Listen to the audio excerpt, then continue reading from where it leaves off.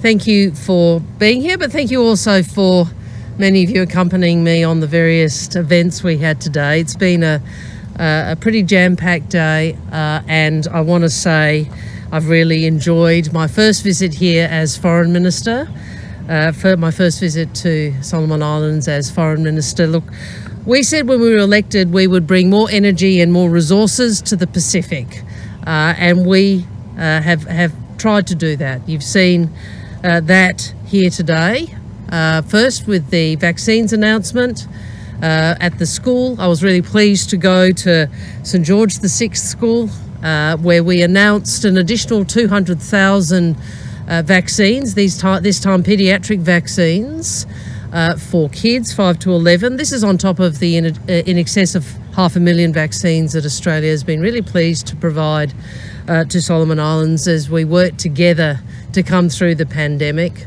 And speaking to many of the staff at the school, the Department of Health and other staff, obviously one of the major challenges here in Solomon Islands is logistics.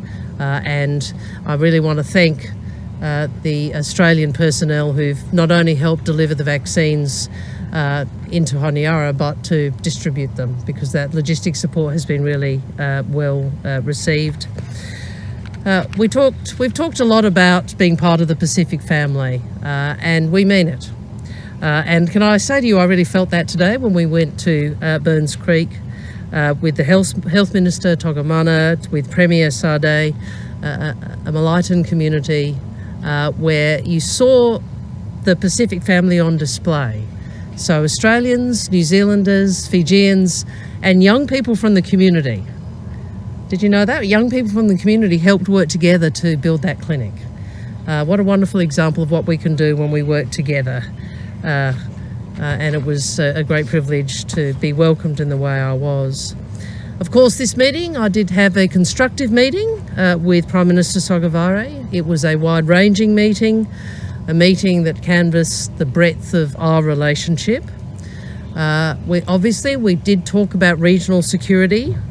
Australia's view does remain that the Pacific family should be responsible for our security, and the Pacific family is more than capable of providing that security. I welcomed Prime Minister Sogavare's reassurances that there will not be a military base nor a persistent foreign military presence here in Solomon Islands. And I welcome his assurance that Australia remains Solomon Islands' first security partner of choice and first development partner of choice. We've discussed a number of other areas, as I said, across the breadth of the relationship: infrastructure, health, education, labour mobility, and of course also climate change.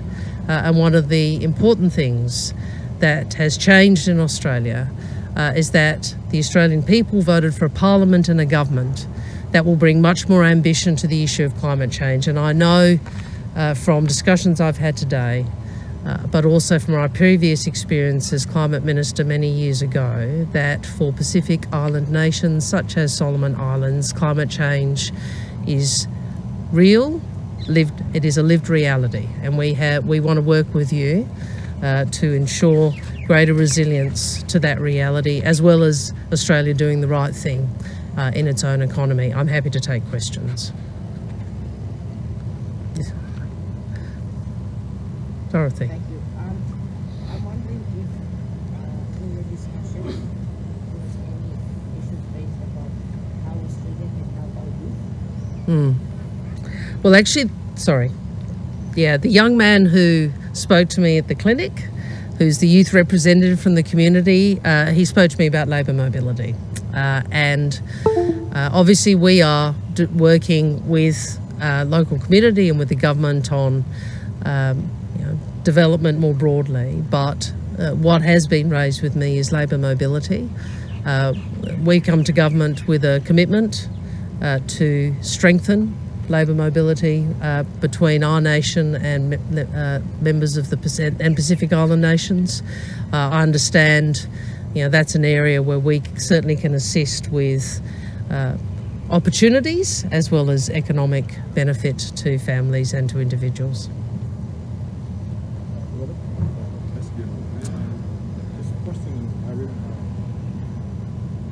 would like to say that you had a good discussion, as you said, a good discussion with Manasseh Sogavare, Prime Minister. Did you ever discuss with him regarding the security agreement with China? And are you suggesting anything that they need to reconsider? Anything new that you have not said? As I said in my opening, we did discuss regional security, and obviously that is one of the issues that the region has been discussing. I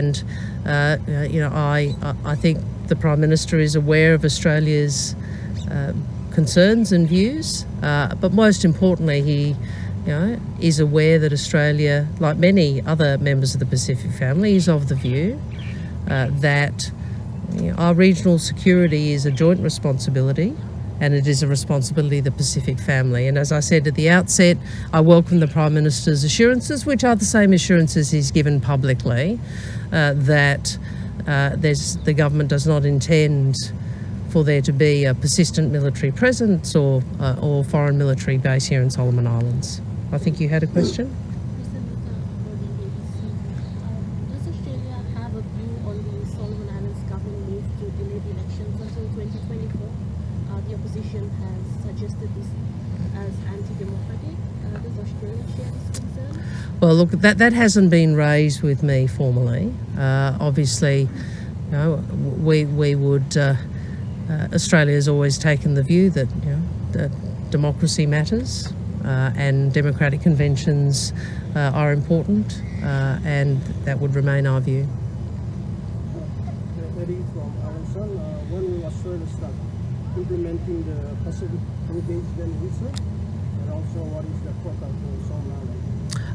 Those issues were raised in the meetings today and have been raised in my meetings in Fiji and Samoa and Tonga as well. And I'm pleased that there's been a positive response. Obviously, there are issues we want to work through, including the one you referenced, which is how would we allocate as between different Pacific Island nations. It's a visa, as you know, is modelled on the New Zealand visa arrangement that particularly, obviously the Polynesian islands have engaged with New Zealand in that way. So we'll work through the details, including what is the allocation for each Pacific Island nation with your government and with others. Anyone more? You go. With regards to climate change, Yes. what would the current Australian government do that would be different from what previous governments have been doing in addressing climate change? Well, just so can I bore you with a little bit of history? I was the Climate Minister in 2007 to 2010 when we were elected as a Labor government with a very strong position on climate change. Prime Minister Albanese was the person, when we were in opposition, who drafted our policy for government. So you have the Prime Minister and Foreign Minister of Australia, both who have a very personal commitment to action on climate. But more importantly, you've seen in the election of a government and a parliament, where Australians do want stronger action on climate. We've actually lodged our NDC at the United Nations or under the UN Convention, outlining a much more ambitious plan. Not only have we committed to the 50% to the net zero by 2050, we have a commitment for 2030 of a 43% reduction. That would lead to, in terms of renewable energy, I think it's 82% of our energy being provided from renewable energy sources. So we are serious about this. The other thing we want to do is to talk with Pacific Island nations about engagement, stronger engagement, including potentially holding a conference of the parties to try and press the issue. When I was Climate Minister, and still today, I think that the voices of smaller island nations have been powerful and authentic in the UN negotiations. Okay, thank you very much. I hope one more is there. Sorry. Hello. Sorry. Last one.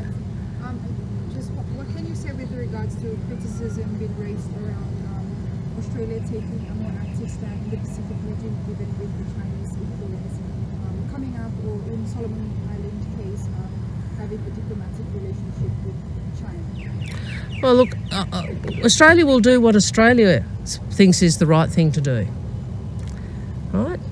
We will work with you on your development, on your health priorities, on your education priorities, on your climate priorities, and on your security priorities, and we have. And we have.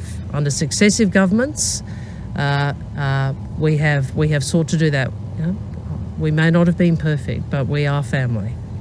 We live in the same region.